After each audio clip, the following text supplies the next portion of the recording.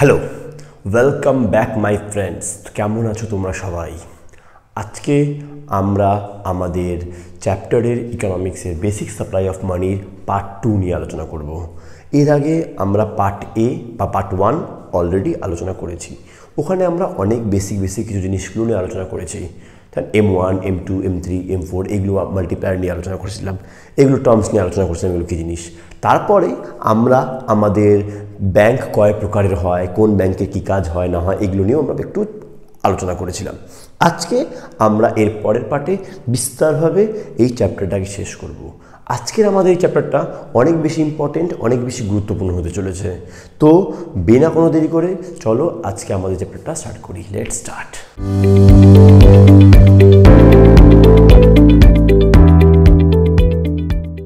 এবার চলো আমরা তাহলে আজকে আমাদের ক্লাসটা শুরু করি, ঠিক আছে? আজকে আমাদের ক্লাসের ফার্স্ট টপিক যেটা, সেটা হচ্ছে বাণিজ্যিক ব্যাংকের কার্যাবলী। তোমাকে আমি আগের ক্লাসেই বলেছিলাম যে আমরা বাণিজ্যিক ব্যাংকের কার্যাবলী নিয়ে আলোচনা করব।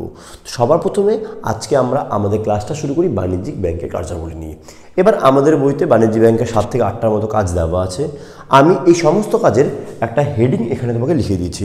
তুমি যে কোনো বই ফলো করো না কেন, সেই বই তোমরা এখানে পেয়ে যাবা, তুমি ওখান থেকে পড়েটা বুঝতে পারবা। আর আমার সঙ্গে এখন বোঝো কী কী আছে, লেখাগুলো বলি। আর তার আগে যদি তোমরা আগে ক্লাসটা না দেখে থাকো, অবশ্যই বলবো এখানে আই বাটনে ক্লিক করে সবার আগে ওই ক্লাসটা দেখো। ওই ক্লাসটা না দেখলে এখানে কিন্তু কিছু বুঝতে পারবো না। আর আজকে আমাদের ক্লাসটা কিন্তু খুব বেশি ইম্পর্টেন্ট হবে, তো পুরো ক্লাসটা দেখাটাও খুব বেশি জরুরি, ঠিক আছে? চলো দেখি কে লেখা আছে। বাণিজ্যিক ব্যাংকের কার্যাবলী। বাণিজ্যিক ব্যাংক কী কী কাজ করে? আচ্ছা, তোমাকে তার একটা কথা বলি। আমাদের এইবার পরীক্ষার জন্য কিন্তু বাণিজ্যিক ব্যাংকের কার্যাবলী সবথেকে বেশি ইম্পর্টেন্ট একটা টপিক। এখান থেকে লং কোশ্চেন কিন্তু পরীক্ষায় আসার চান্স অনেক বেশি, ঠিক আছে? এবার আমি বলি বাণিজ্যিক ব্যাংকের কার্যাবলী। দেখো কী লেখা আছে। প্রথমে হচ্ছে আমানত সংগ্রহ। না, আমানত সংগ্রহ মানে কি? আমাদের এই বইতে কী লেখা আছে? বাণিজ্যিক ব্যাংকগুলির কাজ হলো জনসাধারণের কাছ থেকে আমানত গ্রহণ করা। দেখো, ব্যাংক, বাণিজ্যিক ব্যাংক কী জিনিস তোমাকে আমি আগের ক্লাসে বলেছিলাম, যে সমস্ত ব্যাংক আমাদের কাছ থেকে টাকা নেয় আর তারপর সামনের কাউকে লোন দেয়। তো ভেরি সিম্পল এখানে যে বাণিজ্যিক ব্যাংকের প্রথম কাজ হচ্ছে আমাদের কাছ থেকে টাকাটা নেওয়া। যদি ব্যাংক আমাদের কাছ থেকে টাকাটা না নেয়, তাহলে অন্য কাউকে সেই টাকাটা দিবে কীভাবে? তো বাণিজ্যিক ব্যাংকের প্রথম কাজ হলো সেটা হচ্ছে আমানত গ্রহণ করা। কী লেখা আছে পড়ি। বাণিজ্যিক ব্যাংকের কাজ হলো জনসাধারণের কাছ থেকে আমানত গ্রহণ করা। এবার ব্যাংক আমাদের কাছ থেকে কিরকম টাকা নেয়, এটা এবার আমাকে বুঝতে হবে। তো ব্যাংক আমাদের কাছ থেকে মেনলি 3 ধরনের টাকা নিতে পারে। একটাকে আমরা কারেন্ট অ্যাকাউন্ট বলি বা কারেন্ট ডিপোজিট বলি একটাকে আমরা, ঠিক আছে? আর একটাকে আমরা বলবো সেটা হচ্ছে কি বলে, ফিক্সড ডিপোজিট বা টাইম ডিপোজিট। কি বলবো? টাইম ডিপোজিট, মেয়াদি আমানত। আরেকটাকে আমরা বলবো, এই দুইটার মিক্সচার, সেটা সেভিং ডিপোজিট। বাণিজ্যিক ব্যাংক, কোনো ব্যাংক আমাদের কাছ থেকে এই 3 ভাবে টাকা নিতে পারে। কোনভাবে টাকা নিতে পারে? কারেন্ট ডিপোজিট মানে কি? চলতি আমানত। যে সমস্ত ব্যবসায়ীরা নিজের ব্যাংকে অ্যাকাউন্ট খোলে আর সেখান থেকে তারা টাকা লেনদেন করে, তখন তাকে কারেন্ট অ্যাকাউন্ট খুলতে হয় একটা। তার মধ্যে তারা যে টাকাটা রাখে ওটাকে বলা হচ্ছে কারেন্ট ডিপোজিট। টাইম ডিপোজিট কি? এমন টাকা যেটা ব্যাংকের মধ্যে আমরা রাখি, ব্যাংকের মধ্যে আমরা কিছু সময়ের জন্য রাখি। টাইম ডিপোজিট বলে, কেউ একে আবার টার্ম ডিপোজিট বলে। তো টাইম ডিপোজিট মানে কি? কিছু টাকা তারা ব্যাংকে কিছু সময়ের জন্য রাখলো, সেই সময়ের আগে কিন্তু তারা টাকাটা বের করতে পারবে না। তো টাইম ডিপোজিট, এর মধ্যে ব্যাংক কিছু টাকা ইন্টারেস্ট দিয়ে থাকে। আর এই দুইটার মিক্সচার হচ্ছে এটা, যেটা আমরা বেশিরভাগ লোক করে থাকি। এখানে কি বলে যে আমরা ইচ্ছা হলো টাকা সেভ করলাম, রাখলাম, ব্যাংক এর উপরে কিছু একটা ইন্টারেস্ট দিল, আবার টাকা হলো বের করে নিলাম। এখানে ব্যাংক চেক ফ্যাসিলিটি দেয়, যেখানে সাহায্যে আমরা টাকা তুলতে পারি, যে কোনো সময় এটিএম দিয়ে টাকা তুলতে পারি। বাট এখানে টাইম ডিপোজিট কিন্তু সেটা হয় না, একটা পার্টিকুলার সময়ের পর কিন্তু আমরা টাকাটা তুলতে পারি। কি তো বুঝতে পারলাম? এই 3 ধরনের মেনলি ব্যাংকে অ্যাকাউন্ট হয়। একটা বললাম কারেন্ট ডিপোজিট, একটা টাইম ডিপোজিট, আর একটা সেভিং ডিপোজিট। অর্থাৎ ব্যাংকের প্রথম কাজ কি? ব্যাংকের প্রথম কাজ হলো আমাদের কাছ থেকে টাকাটা নিজের কাছে নেওয়া। আমাদের কাছ থেকে প্রথমে যখন সে ব্যাংক টাকা নেবে, তারপর সেই ব্যাংক ফার্দার কাউকে সেই টাকাটা লোন দিতে পারে। তো ব্যাংকের প্রথম কাজ কি? ব্যাংকের প্রথম কাজ হচ্ছে আমানত সংগ্রহ করা। কি বুঝতে পারলাম? এবার 2 নম্বর কি আছে? ঋণ দান করা। আমি তোমাকে একটু আগে বললাম যে ব্যাংকের সেকেন্ড মোস্ট ইম্পর্টেন্ট কাজ সেটা হচ্ছে ঋণ দান করা। আমাদের কাছ থেকে ব্যাংক যে টাকাটা লোন নেয়, আমাদের কাছে যে টাকাটা ডিপোজিট নেয়, সেই টাকাটা ব্যাংক নিজের কাছে রাখে না, সেই টাকাটা ব্যাংক ফার্দার অন্য কাউকে লোন দিয়ে দেয়। ব্যাপারটা এমন করে বোঝো, লেটস সাপোজ এটা এসবিআই ব্যাংক, এবার এসবিআই ব্যাংকের কাছে তুমি গেলা, তুমি গেলা টাকা ডিপোজিট করলা, লেটস সাপোজ তুমি ব্যাংকের মধ্যে 1000 টাকা ডিপোজিট করলা, ঠিক আছে। ব্যাংক তোমাকে বললো যে ঠিক আছে তোমাকে আমি লেটস সাপোজ 2.5% ইন্টারেস্ট দিব, তোমাকে 2.5% আমি তোমাকে ইন্টারেস্ট দিব। কি বুঝতে পারলাম?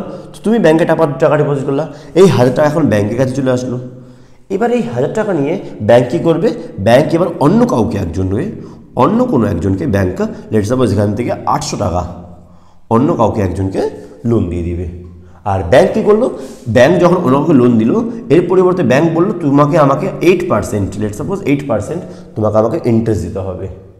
তো এই লোকটা ব্যাংকে 8% ইন্টারেস্ট দেবে আর ব্যাংক আমাকে মাঝখানে 2.5% ইন্টারেস্ট দেবে।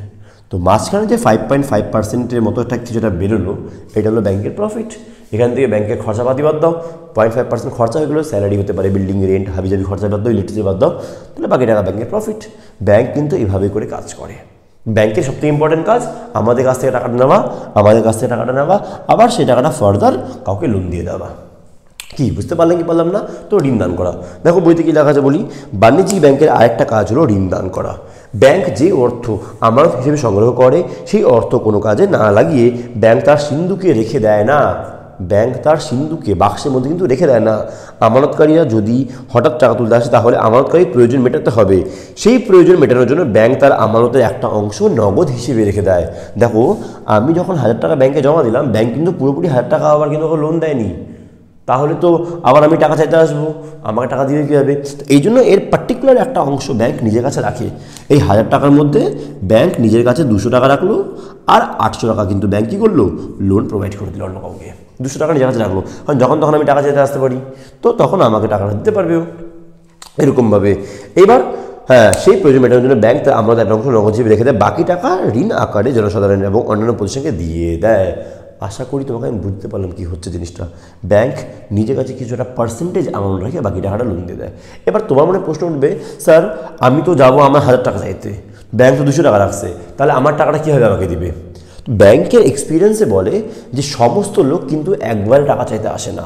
আমরা এখানে একটা লোক এক্সাম্পল নিয়েছি, এরকম অনেকগুলো লোক ব্যাংকের মধ্যে টাকা রাখছে, আর সবাই কিন্তু একসঙ্গে ব্যাংকে টাকা চাইতে যায় না। তো এই জন্য ব্যাংক কী করে, ওর টাকা রিজার্ভে আছে, 10 জনের লোকে টাকা রিজার্ভে রাখা আছে না, তো ওর টাকা মিলে একজনকে দিয়ে দিচ্ছে, আবার টাকা আসবে আবার নিয়ে নেবে, এরকমভাবে কিন্তু কাজটা হয়। কি বুঝতে পারলাম?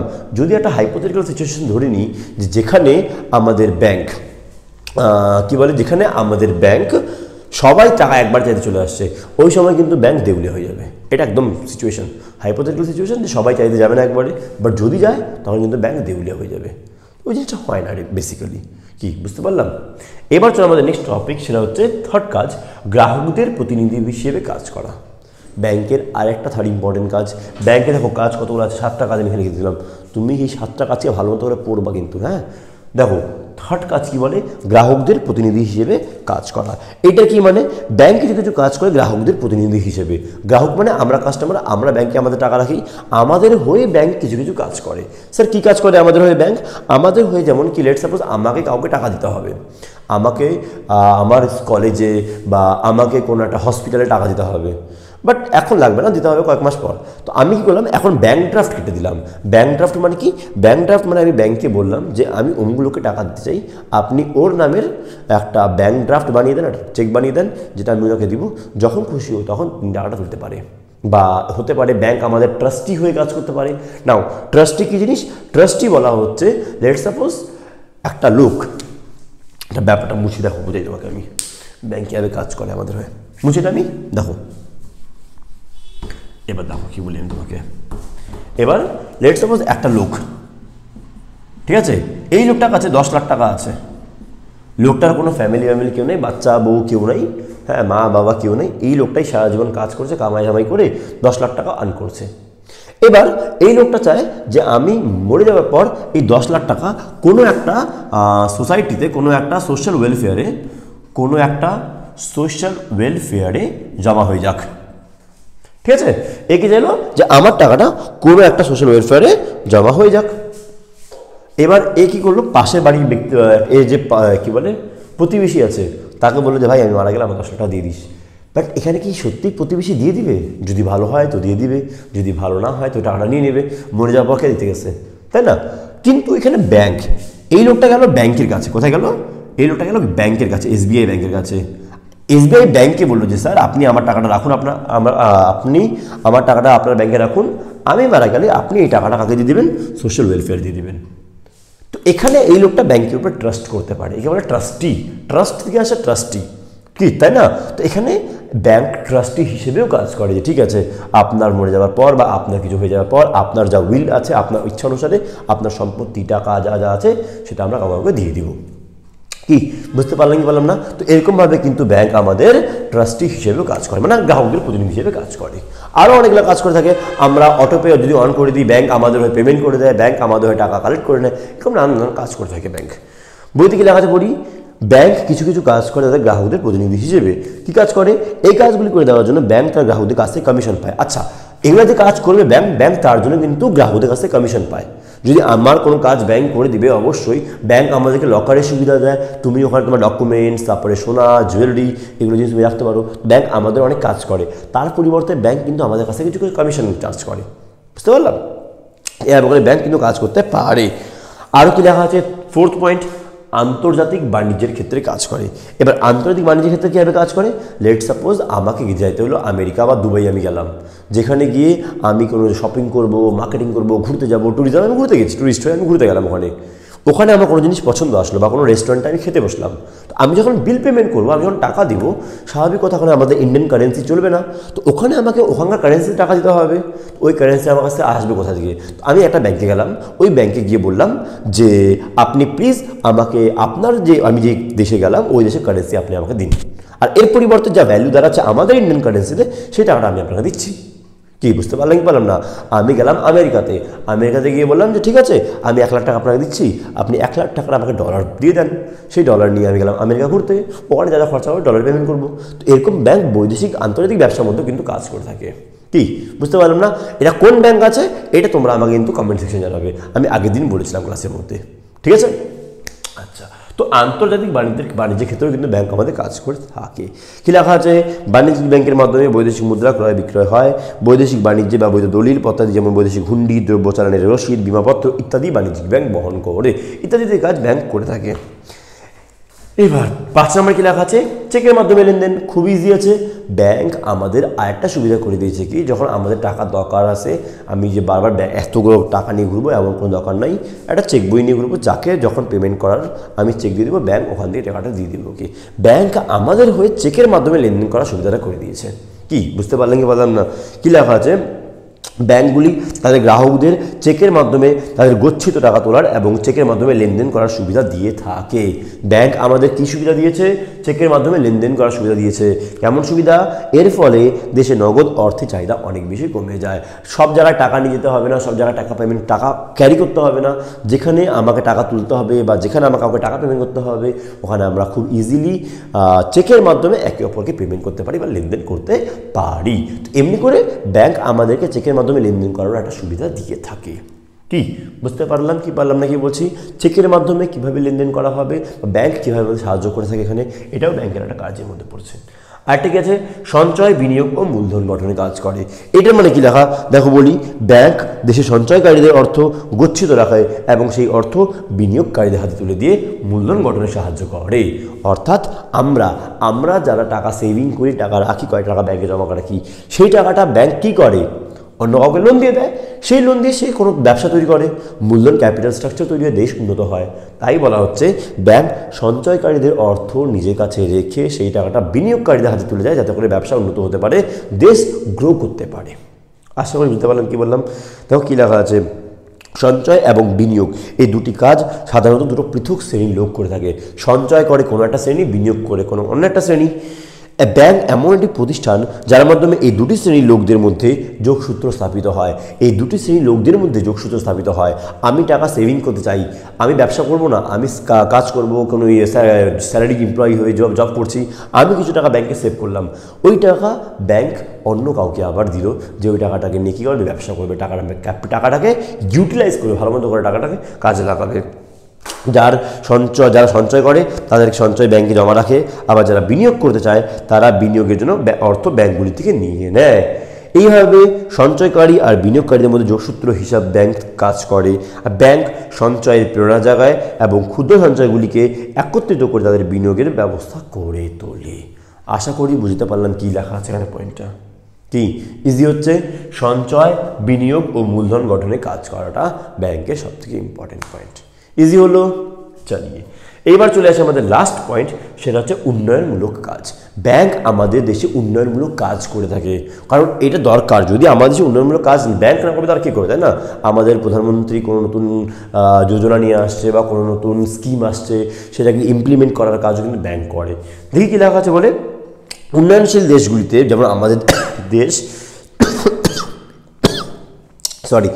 উন্নয়নশীল দেশগুলিতে বাণিজ্যিক ব্যাংকগুলি অনেক উন্নয়নমূলক কাজ করে থাকে যা অর্থনৈতিক উন্নয়নে সাহায্য করে যেমন ভারতের ক্ষেত্রে ব্যাংকগুলি পঞ্চবার্ষিকী পরিকল্পনা রূপায়ণে সরকারকে নানানভাবে সাহায্য করে যেমন সরকার কর্তৃক নির্ধারিত অগ্রাধিকার ক্ষেত্রকে ব্যাংক ঋণ দিয়ে থাকে সরকার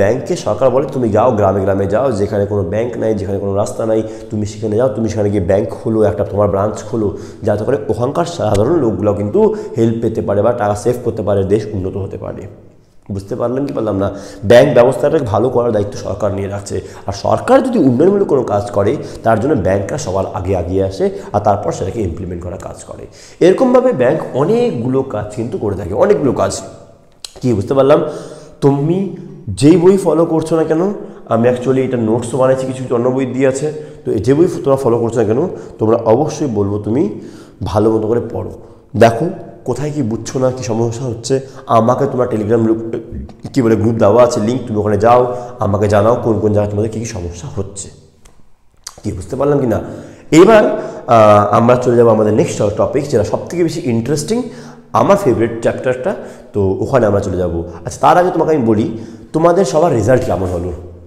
আমাকে তোমরা অনেকে রেজাল্ট এখনও জানাও নেই আমাদের টেলিগ্রাম গ্রুপে এত বড় ফ্যামিলি আছে ওখানে তোমরা কিন্তু কেউ আমাকে এখনও রেজাল্ট জানাওনি 2-4 জন হয়তো আমাকে জানাইছে তো অবশ্যই তোমাকে বলবো তোমরা যারা যারা রেজাল্ট করছো ভালো হয়েছে মন্দ হয়েছে যা হয়েছে অবশ্যই জানাও তাই না বুঝতে পারবো যে হ্যাঁ এফোর্টটা কেমন হলো না হলো আর তোমরা যারা যারা মোর দ্যান 90% পেয়েছো ইন ইকোনমিক্স তারা আমাকে টেলিগ্রামে ডিএম করো ওখানে তোমরা তোমাদের আমার রেজাল্টের স্ক্রিনশট দাও তার সঙ্গে তোমাদের একটা ছবি দাও আর ইনস্টায় থাকলে ইনস্টাইডি দাও ওখান থেকে আমরা আমাদের চ্যানেল থেকে তোমাদেরকে ট্যাগ করে ওটাকে আপলোড করবো যাতে করে বাকিরাও বুঝতে পারে যে হ্যাঁ স্যার অনলাইনে পড়েও কিন্তু নাম্বার আসা যায় যদি কোনোভাবে আমি তোমাকে হেল্প করে থাকতে পারি বা আমাদের এই চেষ্টা তোমাকে হেল্প করে থাকতে পারে তো অবশ্যই জানিও ঠিক আছে আমি আজকে টেলিগ্রাম গ্রুপের লিঙ্ক নিচে দিয়ে দিচ্ছি তুমি ওখানে গিয়ে কিন্তু অবশ্যই দিয়ে দেবে রাইট চলো এখন আমরা যাই আমাদের নেক্সট টপিক সেটা হচ্ছে deposit creation by commercial bank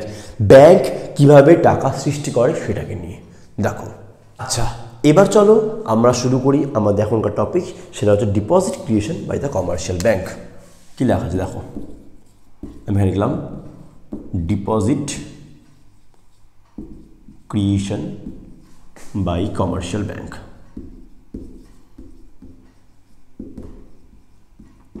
এটার মানে কি আচ্ছা বুঝতে চেষ্টা করি কি দেখো আমরা যখন ব্যাংকের মধ্যে কোনো টাকা রাখি সেই টাকা কীভাবে মানি ক্রিয়েট করে বা সেটা কীভাবে ডিপোজিট ক্রিয়েট করে সেটা আমরা নিয়ে আলোচনা করব তার আগে আমরা বুঝি হচ্ছেটা কি আমরা যখন ব্যাংকে অ্যাকাউন্ট টাকা রাখি সেই ডিপোজিটকে ব্যাংকে যখন আমরা টাকা রাখি তাকে বলা হয় ডিপোজিট আমরা যখন ব্যাংকে টাকা রাখি তাকে আমি কী বললাম ডিপোজিট এই ডিপোজিট দুভাবে হতে পারে কবে হতে পারে ডিপোজিটটা দুভাবে একটাকে আমরা বলবো প্রাইমারি ডিপোজিট একটাকে আমরা বলবো প্রাইমারি ডিপোজিট ইজি একে বাংলায় বলে প্রাথমিক আমানত প্রাথমিক আমানত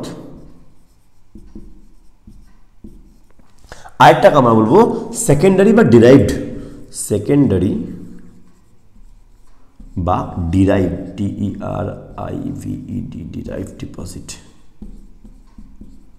এটাকে বাংলায় আমরা বলবো উদ্ভূত আমানত ঠিক আছে কী কী বললাম আমি তোমার লিখে নাও একটু আমার সঙ্গে সঙ্গেই প্রথমে আমি যেটা বললাম সেটা হচ্ছে প্রাইমারি ডিপোজিট আর একটাকে আমি বললাম ডিরাইভ ডিপোজিট এইবার প্রাইমারি ডিপোজিট মানে কি ডিরাইভ ডিপোজিট মানে কি প্রাথমিক আমানত আর উদ্ভূত আমানত মানে কি সেটাকে নিয়ে আমরা এখন লিখি দেখো প্রথমে কি আছে যখন আমি তোমাকে এই জিনিসটা বুঝাই ঠিক আছে আগে এটা তোমাকে বুঝাই যখন আমরা ব্যাংকের মধ্যে প্রথমবার টাকা রাখি, ওকে আই রিপিট, বোঝাচ্ছি জিনিসটা কি হচ্ছে, যখন আমরা প্রথমবার ব্যাংকের মধ্যে আমরা যখন প্রথমবার টাকা রাখি, ব্যাংক কীভাবে টাকাটা দেয়? ব্যাংক আমাদের নামে একটা অ্যাকাউন্ট খোলে। অবশ্যই এটা গ্যালান টাকা রাখতে টাকা তো নিয়ে নিবে না, অবশ্যই না। ব্যাংক আমাদের নামে একটা অ্যাকাউন্ট খোলে, সেই অ্যাকাউন্টের মধ্যে আমরা যত টাকা ব্যাংকে ডিপোজিট করি সেই অ্যাকাউন্টের মধ্যে লিখে দেয়।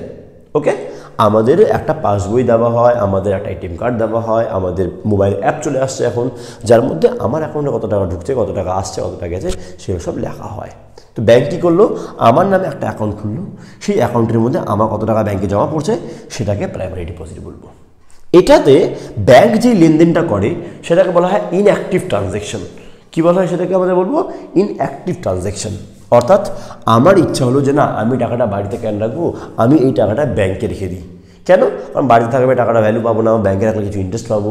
তো এখানে আমার ইচ্ছা হলো টাকাটা আমি রাখবো, আমি গিয়ে ব্যাংকে বললাম যে আমি আপনার ব্যাংকে টাকা রাখতে চাই, আপনি আমাকে একটা অ্যাকাউন্ট খোলার ফর্ম দিয়ে দেন। ব্যাংক আমাকে অ্যাকাউন্ট খোলার ফর্ম দিল, ব্যাংক ওই ফর্মটা ফিল আপ করলাম, আমি সব কিছু করলাম আমি, ব্যাংক তারপর গিয়ে সাবমিট নিয়ে নিল, ঠিক আছে। ইচ্ছা ছিল আমার টাকা রাখলো কে? আমি, বাস এটুকু গল্প। তো এখানে ব্যাংকের রোলটা কি? ব্যাংকের রোল শুধু আমার কাছে টাকাটা নেওয়া আর জমিয়ে দেখাই দেওয়া। তো ব্যাংক এখানে খুব একটা অ্যাক্টিভলি কাজ কিছু করলো না। ব্যাপারটা আমরা তো বুঝবা কি বললাম। ইচ্ছা ছিল আমার, আমি গেলাম ব্যাংকে অ্যাকাউন্টে ফর্ম নিলাম, ফর্ম খুললাম, পে স্লিপ দিয়ে টাকা জমা করলাম, ব্যাংক টাকাটা নিয়ে রেখে দিল, বাস দ্যাটস ইট, আর আমার অ্যাকাউন্টে দেখাই দিল। তো ব্যাংকের এখানে কাজ নগণ্য, একেবারে কম। তো এখানে এই ট্রানজ্যাকশনকে বলা হয় ইনঅ্যাক্টিভ ট্রানজ্যাকশন। এখানে আমি যে ট্রানজ্যাকশনটা হলো সেটাকে আমি কী নাম দিলাম? ইনঅ্যাক্টিভ ট্রানজ্যাকশন বা নিষ্ক্রিয় আন্দোলন, সরি নিষ্ক্রিয় লেনদেন, আন্দোলন কেন বলবো, ট্রানজ্যাকশন, ঠিক আছে, ইনঅ্যাক্টিভ ট্রানজ্যাকশন। ওকে, কি বললাম বুঝতে পারলাম কি না? এখানে ব্যাংক যেই কাজটা করলো প্রাইমারি ডিপোজিটের মধ্যে, সেই কাজটা হচ্ছে নিষ্ক্রিয় লেনদেনের কাজ। অর্থাৎ আমি গেলাম ব্যাংকের মধ্যে, আমি ব্যাংকের মধ্যে টাকা রাখলাম, ব্যাংক সেই টাকাটা নিজের কাছে রেখে দিল। এবার ব্যাংকের পরের স্টেপে কি আসি আমি? ব্যাংকের পরের স্টেপটা কি? ব্যাংকে এই টাকাটা নিজের কাছে রাখবে? অবশ্যই না। এই টাকাটা ব্যাংক এখন অন্য কাউকে লোন দেবে। কী করলো? আরেকজন গেছে ব্যাংকের মধ্যে, লোন কীভাবে দিল? দেখো ব্যাপারটা বুঝো, তোমাকে গল্পটা বুঝাচ্ছি। ব্যাংকে গেলাম, 1000 টাকা আমি জমা করলাম, ইজি আছে। এই টাকাটা আমি ব্যাংকে জমা করে দিলাম, ব্যাংক আমার নামে এখানে 1000 টাকা শো করে দিল, জাস্ট লেখা দেখায় দিল যে হ্যাঁ তোমার টাকাটা আমার কাছে রাখা আছে, আমার 1000 টাকা রাখা আছে। এবার ব্যাংক সেকেন্ডারি বা ডিরাইভ ডিপোজিটের মধ্যে চলে আসছে। এখানে ব্যাংক অ্যাক্টিভলি কাজ করবে। এখানে আরেকজন লোক আছে, নাম দিয়ে দিল ওগুলো না, কী নাম দেওয়া যাক? আমার ফেভারিট একটা নাম, রাম, এটা নাম দিলাম আমি শ্যাম। ওকে, রাম শ্যাম, গট ইট। তো রাম ব্যাংকে টাকা রাখলো, শ্যাম এর টাকা দরকার, এগুলো ব্যাংকের কাছে, ব্যাংক বললো ওয়েট কর, টাকা দিচ্ছি। ব্যাংক কী করলো? এই শ্যামের নামে একটা, ব্যাংক কখনো যখন তুমি যাবা ব্যাংকে লোন নিতে, দেখবা ব্যাংক কিন্তু ক্যাশে কখনো টাকা দেয় না, নো। ব্যাংকে তুমি গেলে টাকা নিতে, ব্যাংক বলো ঠিক আছে লোন লাগবে, ক টাকা? 10 লাখ টাকা নেন, 10 লাখ টাকা ক্যাশ নেন। এভাবে কিন্তু করে কিন্তু কোনোদিনও ব্যাংক আমাদেরকে টাকা হাতে দেয় না, এই কথা অলওয়েজ মনে রাখবা। তো কী করে ব্যাংক শ্যাম গেল যখন ব্যাংকের মধ্যে টাকা চাইতে, এসবিআই ব্যাংক কী করলো? শ্যামের নামে একটা অ্যাকাউন্ট খুলে দিল, আবার এর নামে একটা অ্যাকাউন্ট খুলে দিল, আর এখান থেকে 20% নিজের কাছে রাখলো রিজার্ভ আকারে। আমরা একটু আগে পড়েছিলাম যে নিজের কাছে রাখবে। বাকি 800 টাকা ব্যাংক কী করলো? শ্যামকে ট্রান্সফার করে দিল। ট্রান্সফার করার মানে কি? টাকাটা আছে অ্যাটলিস্ট এরই কাছে, এখন শুধু এর অ্যাকাউন্ট যে খুলছে এখানে 800 টাকা দেখাই দিল যে হ্যাঁ তোমার কাছে এখন 800 টাকা জমা পড়ে গেছে। আর এর পরিবর্তে শ্যাম অবশ্য টাকা চাবে, ব্যাংক দিয়ে দিবে এরকম তো না, ব্যাংক কিছু বন্ধক রাখবে ওর কাছে, নিজের কাছে। শ্যাম নিজের সোনা বা নিজের ঘর বা নিজের জামিন কিছুটা এখানে বন্ধক রাখলো। তার পরিবর্তে ব্যাংক কী করলো না, শ্যামকে লোন প্রোভাইড করলো। এখানে ব্যাংক অ্যাক্টিভলি কাজ করছে। কীভাবে অ্যাক্টিভলি কাজ করছে? এখানে ব্যাংক শ্যামকে বললো ভাই তুমি আমার সোনা জমি যা যা আছে সে আমাকে জামিন রূপে আমাকে দাও, সেটা আমার কাছে টাকা রাখো, বন্ধক রূপে আমার কাছে টাকাটা রাখো, তার পরিবর্তে জিনিসটা রাখো, তার পরিবর্তে তোমাকে আমি টাকাটা দিব। টাকাটা কীভাবে দিচ্ছে? টাকা তো ব্যাংকের কাছেই আছে, শুধু ওর অ্যাকাউন্টে 800 টাকা লিখে দিচ্ছে। এবার কী হলো? এর এখানে কত টাকা লেখা দিচ্ছে? 1000। এর এখানে কত টাকা দিল? 800। কত হয়ে গেল মোট? 1800। ব্যাংকের কাছে নিজে এখন কত টাকা রাখা আছে? 200। কত হয়ে গেল? 2000। মোটামুটি এখন যদি আমি বুঝতে পারি যে ব্যাংক কী করলো, ব্যাংক এই টাকাটা আবার ওর অ্যাকাউন্টেই রাখছে, কিন্তু এবার ওর অ্যাকাউন্টে রাখছে, ওর ইচ্ছা ব্যাংকে টাকা তুলবে, ওর ইচ্ছা তুলবে না, সেটা ওর ইচ্ছা, বাট ওর অ্যাকাউন্টে দেখা দিল। এখানে ব্যাংক অ্যাক্টিভলি কাজ করে দেখালো যে হ্যাঁ টাকাটা কীভাবে ডিপোজিট ক্রিয়েট হয়ে গেল, 1000 টাকা জমা পড়লো, ওখান থেকে অ্যাজ অফ নাও কীভাবে 2000 টাকা ক্রিয়েট হয়ে গেল। কি বুঝতে পারলাম কি বললাম? এইভাবে করে কিন্তু ব্যাংকটা কাজ করে, এইভাবে করে ব্যাংক ভালো মতো করে কাজ করে। আশা করি বুঝতে পারতেছি। এর বইতে কী লেখা আছে দেখো, তারপর আমি আরেকটা এক্সাম্পল দিয়ে বুঝাবো, তখন পুরো জিনিসটা কিন্তু তোমার ক্লিয়ার হয়ে যাবে। দেখো বইতে কী লেখা আছে পড়ি আগে আমি। যে মুহূর্তে কোনো ব্যক্তি নগদ অর্থ ব্যাংকে জমা রাখে সে মুহূর্তে ব্যাংক আমানতকারীর নামে একটা অ্যাকাউন্ট খুলে দেয়। আমি কি পড়েছি বুঝতে পারলাম? আচ্ছা তোমাদের সবাইকে আমি বলে দিই, আমি খুব তাড়াতাড়ি এখন নোটস বানাতে পারতেছি না, বাট খুব তাড়াতাড়ি আমি নোটস বানাবো। নোটস বানিয়ে আমি আবার তোমাদের গ্রুপে দিয়ে দেবো, কিন্তু কোনো ভয় চিন্তা করার বিষয় নেই, তোমাদের কাছে নোটস চলে যাবে, পড়তে পারবা, বুঝতে পারবে, ঠিক আছে? দেখি কী লেখা আছে। যে মুহূর্তে কোনো ব্যক্তি নগদ অর্থ ব্যাংকে জমা রাখেন সে মুহূর্তে ব্যাংক আমানতকারীর নামে একটা অ্যাকাউন্ট খুলে দেয়। একেই প্রাথমিক আমানত বলে। এই ধরনের লেনদেনকে নিষ্ক্রিয় লেনদেন বলা হয়। এই যে টাকা রাখলাম না, একে বলে নিষ্ক্রিয় লেনদেন বা ইনঅ্যাক্টিভ ট্রানজ্যাকশন। কারণ এক্ষেত্রে ব্যাংকে কোনো ভূমিকা নেই বললেই চলে। এই ধরনের লেনদেনের ফলে জনসাধারণের হাতে প্রচলিত নগদ টাকার পরিমাণ কমে যায় এবং ব্যাংকের আমানতের ওই একই পরিমাণ বৃদ্ধি ঘটে। জনসাধারণের কাছ থেকে হার টাকা কমে গেছে, ব্যাংকে ওই টাকাটা বেড়ে গেছে। এটুকু লেখা আছে। এবার কি লেখা আছে? উদ্ভূত আমানত বা সেকেন্ডারি ডিপোজিটের মধ্যে চলে আসলাম। আমানত সৃষ্টির একটি বিকল্প পদ্ধতি আছে। মনে করি কোনো ব্যক্তি ব্যাংকের কাছে ঋণের জন্য দরখাস্ত করলো। শ্যাম ঋণের জন্য দরখাস্ত করলো এখানে, এবং ব্যাংক তার সম্পত্তি জমা রেখে ঋণ মঞ্জুর করলো। ব্যাংক বললো ঠিক আছে তুমি আমাকে তোমার জমি দিয়ে দাও, তোমাকে আমি টাকাটা দিয়ে দেবো, ইজি। ঋণের অঙ্কটি ব্যাংক ওই অ্যাকাউন্টে জমা হিসেবে দেখিয়ে দিল। এটি হলো অ্যাক্টিভ ট্রানজ্যাকশন। এক্ষেত্রে ব্যাংক জামিন হিসেবে যে সম্পত্তি গ্রহণ করছে তার বিনিময়ে ব্যাংক ঋণ গ্রহীতার আমানতের পরিমাণ বৃদ্ধি করছে। এর ফলে দেশের অর্থের জোয়ার কিন্তু বৃদ্ধি পেয়ে গেল। ভালো মতো বুঝতে পারলাম কি পারলাম না? ব্যাংক এখানে কী করলো? ব্যাংক এখানে এর অ্যাকাউন্টে টাকাটা দেখিয়ে দিল যে হ্যাঁ এর অ্যাকাউন্টে টাকাটা চলে আসছে। ব্যাংক এভাবে করে এর অ্যাকাউন্টে টাকাটা দেখিয়ে দিল, তোমার অ্যাকাউন্টে টাকা চলে আসছে। এবং ব্যাংক টাকা সৃষ্টি করলো। এখানে ব্যাংক অ্যাক্টিভলি কাজ করলো, ওর কাছে সম্পত্তি নিজের কাছে বন্ধ রেখে তারপর ওর অ্যাকাউন্টে টাকাটা দেখিয়ে দিল। এভাবে করে কিন্তু ব্যাংক অ্যাক্টিভলি কাজ করে। আশা করি বুঝতে পারলাম জিনিসটা কী হচ্ছে। এটা আর একটু ইজি করে বুঝে তোমাকে, দেখো বুঝতে পারবা। এটাই মুচি, দেখো দেখো বুঝাই দিচ্ছি না, আর টেবিল আঁকায় বুঝে দিচ্ছি। এবার দেখো কী গল্পটা হয়।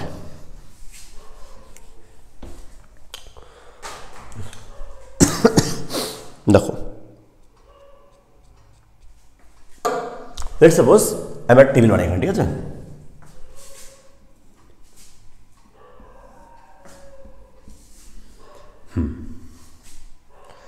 এখানে আমি লিখলাম রাউন্ড, এখানে আমি লিখলাম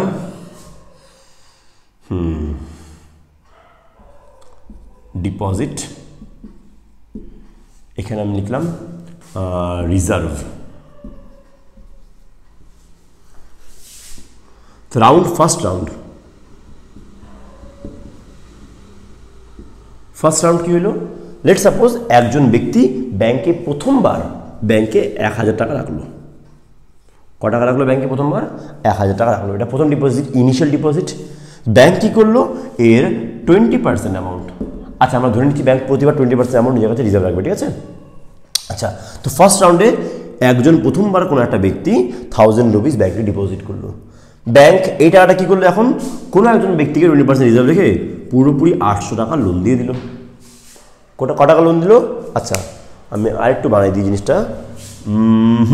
সরি, ব্যাংক নিজের কাছে 20% রিজার্ভ রাখলো, 200 টাকা রিজার্ভ রাখলো। ক টাকা রিজার্ভ রাখছে আবার তুই বলি? ব্যাংক 1000 টাকা তুমি প্রথমবার ডিপোজিট করলা, ব্যাংক তার পরিবর্তে 20% দ্যাট ইজ 200 টাকা নিজের কাছে রাখলো, বাকি 800 টাকাটা ব্যাংক লোন দিয়ে দিল। বাকি 800 টাকা কী করলো? ব্যাংক অন্য কাউকে লোন দিয়ে দিল। যখন ব্যাংক অন্য কাউকে লোন দিল, আমি তোমাকে টাকা কী বলেছিলাম? ব্যাংক কাউকে ক্যাশ দেয় না লোন, ব্যাংক তার কি অ্যাকাউন্টে টাকা দিছে। যেই অ্যাকাউন্টে টাকা দিছে সঙ্গে সঙ্গে ব্যাংকের অ্যাকাউন্টে আবার 800 টাকা ডিপোজিট পড়ে গেছে। ইজি। ক টাকা ডিপোজিট পড়ে গেছে? 800 টাকা। সেকেন্ড রাউন্ডে ব্যাংক কী করলো? এই 800 টাকা যে ডিপোজিট পড়ছে, আবার থেকে বোঝো, আমি SBI ব্যাংক, আমি আমার কাছে 200 টাকা রাখে 800 টাকা তোমার অ্যাকাউন্টে দেখাই দিলাম। তো আমার অ্যাকাউন্টে আবার 800 টাকা ডিপোজিট পড়ে গেল, বা অন্য একটা ব্যাংকের অ্যাকাউন্টে 800 টাকা ডিপোজিট পড়ে গেল। এখানে একটা জিনিস মনে রাখার বিষয়, পুরো দেশে সমস্ত ব্যাংক ব্যবস্থা মিলে একটা ব্যবস্থা আছে। অর্থাৎ ওই ICICI ব্যাংক আলাদা, এই SBI আলাদা, বা ওই PNB ব্যাংক আলাদা, এরকম না। সমস্ত ব্যাংক মিলে একটা ইউনিট, আর সমস্ত লেনদেন ব্যাংকের মাধ্যমেই হচ্ছে। কোনো ক্যাশের ব্যাপারটা নাই। তুমি বলবা স্যার এমন তো হতে পারে যে 800 টাকা দেখালাম 800 টাকা বের করে নিলাম, তো হতে পারে, অবশ্যই হতে পারে, এটা আমি পরে পড়াবো তোমাকে। বাট এখন আমরা ধরে নিচ্ছি যে সমস্ত লেনদেন হয় সব লেনদেন শুধুমাত্র ব্যাংকের মধ্যেই হয়, ঠিক আছে? এক ব্যাংক থেকে এক ব্যাংক হতে পারে, সব ব্যাংক মিলে আলটিমেটলি একটাই ব্যাংক। তো আলটিমেটলি সব লেনদেন আমরা ধরে নিচ্ছি ব্যাংকের মাধ্যমেই হচ্ছে। এখানে কি হলো, এই 800 টাকা ব্যাংক লোন দিয়ে দিচ্ছে অন্য কাউকে, তার অ্যাকাউন্টে জমা পড়ছে, ওই টাকাটা আবার ব্যাংকের মধ্যে কোনো কোনো ব্যাংকে ডিপোজিট পড়ে গেছে। আরও ইজি করে দিচ্ছি, তোমাকে আলাদা করে বুঝাচ্ছি। দেখো, এটা প্রথমবার এসবিআই ব্যাংক কী করলো, এখান দিয়ে 800 টাকা লোন দিয়ে দিল অন্য কাউকে, দিয়ে দিল। এই টাকাটা লিখতে হবে আইসিআইসিআই ব্যাংকে জমা পড়লো। তো আইসিআইসিআই ব্যাংকে ডিপোজিট 800 টাকা চলে আসছে। এবার আইসিআইসিআই ব্যাংকে করবে এর 20% অ্যামাউন্ট, দ্যাট ইজ 160 রুপিস নিজের কাছে কী করবে, রিজার্ভ রাখবে, আর রিমেনিং 640 রুপিস আবার কী করবে, অন্য কাউকে লোন দিয়ে দিবে। থার্ড রাউন্ডে চলে আসি, অন্য কাউকে লোন দিয়ে দিবে। এবার এই আইসিআইসিআই ব্যাংকে এই টাকাটা জমা পড়ছে, এই আইসিআইসিআই ব্যাংক এই টাকাটা আবার সে 640 রুপিস অন্য কাউকে লোন দিয়ে দিবে নিজের কাছে 20% রিজার্ভ রেখে, হ্যাঁ কি না? এই টাকাটা কী করবে, আবার সে অন্য কাউকে লোন দিয়ে দিবে। লেটস সাপোজ এবার পিএনবি ব্যাংকে লোন দিল, 640 রুপিস 20% কত হয়, 128 প্রবলি। আর বাকি যে টাকাটা কত, 80% কত হয় এটার, 640 80% কত হয়, 0 কাটলাম, 0 কাটলাম, 4 8 32 2 হাজার টাকা 3 3 4 6 48 আর 3 এখানে 512 টাকা, 512 টাকা আবার অন্য জায়গায় ডিপোজিট পড়ে গেল। দেখো ব্যাপারটা কী হচ্ছে, আবার থেকে বোঝো জিনিসটা। যদি কনফিউজ হয় বারবার ব্যাপারটাকে দেখো, আর বুঝতে না পারলে আমাকে কমেন্ট সেকশনে জানাবা কিন্তু, কেমন? ফার্স্ট রাউন্ডে কী হলো, ফার্স্ট রাউন্ডে 1000 টাকা জমা পড়লো। এই 1000 টাকার মধ্যে এসবিআই ব্যাংক 200 টাকা নিজের কাছে রিজার্ভ রেখে এই টাকাটা আইসিআইসিআই ব্যাংকের মধ্যে দিয়ে দিল, লোন ট্রান্সফার করে দিল, অ্যাকাউন্টের মধ্যে দিয়ে দিল। এই টাকাটা একটা ব্যাংকে ডিপোজিট করে গেছে, ওই টাকাটা ব্যাংকের মধ্যে চলে আসছে। লেনদেন সবসময় ব্যাংকের মধ্যেই হবে, আমি ধরে নিচ্ছি।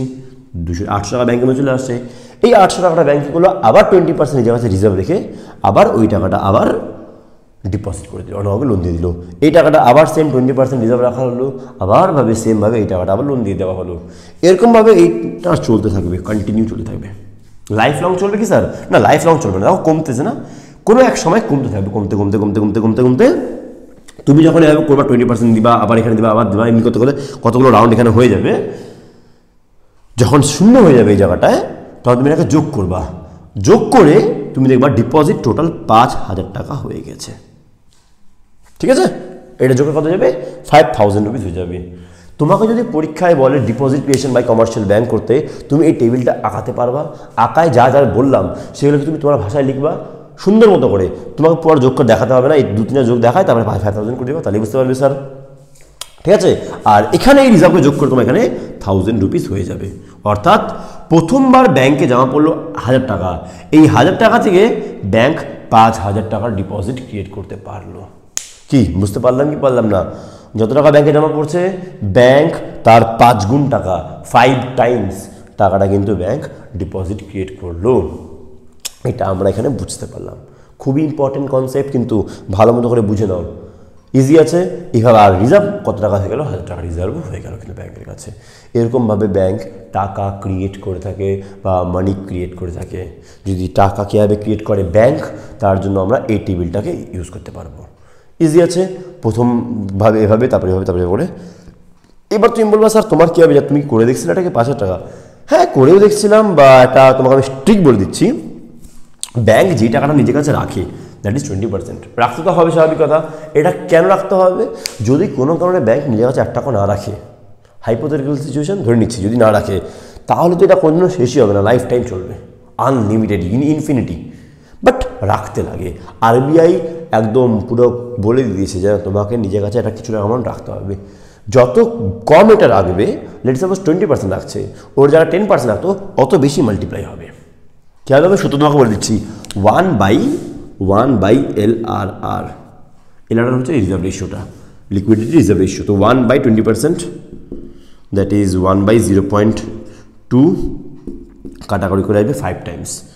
5 টাইমস মানে 5 গুণ। এটা আমাদের সূত্র অ্যাকচুয়ালি। তো 1000 টাকা রাখছিলাম, 1000-এ 5 গুণ, 5 টাকা এখানে হয়ে গেছে, আমি বুঝে গেছি। যদি এখানে আমি 10% করতাম, তো 1/10% হতো, তাহলে এখানে আসতো 1/0.1, দ্যাট ইজ চলে আসতো 10 টাইমস। তাহলে যদি আমি 10% টাকা রাখতাম, অঙ্কটা করতাম, আমরা এখানে 10 টাইমস মানে 10,000 টাকা হয়ে যেত, 1000-এ 10,000 হয়ে যেত। কি বুঝতে পারলে কি বলে না? তো এটা হলো আমাদের সূত্র। তো আমি সূত্র বুঝাই দিলাম, পরীক্ষা অঙ্ক আসলে তুমি করে নামাতে পারবা। তো এরকমভাবে ডিপোজিট ক্রিয়েট করা হয় বাই দ্য কমার্শিয়াল ব্যাংক। আশা করি তোমাকে এই ক্লাসটা ভালো মতো বুঝাতে পারতেছি। কি এবার এর মধ্যে কিছু মানে প্রবলেমস আসবে, সমস্যা আসবে, সেটা আমি এখন আলোচনা করবো, বাট তার আগে তুমি এটা ভালো মতো করে বুঝে নাও। আর এটা স্ক্রিনশটটাও নিয়ে নাও, তোমার লিখো কিন্তু ভালো মতো করে। আজকের ক্লাসটা খুব বেশি ইম্পর্টেন্ট হতে চলেছে, কিন্তু এরপরে আজকের ক্লাসটা একটু লম্বাও হবে, কারণ যেহেতু ক্লাস ঠিকমতো হচ্ছে না, তোমরাও বুঝতে পারছো। তো এই জন্য আমি চাচ্ছি আজকের এই ওয়ান শটে এই ক্লাসটাকে শেষ করে দিই। ঠিক আছে, একটু লম্বা হবে ক্লাসটা, বাট তোমরা ভালো মতো করে দেখো, বুঝতে পারছো কিনা কী সমস্যাটা আমাকে জানো এখানে। ইজি।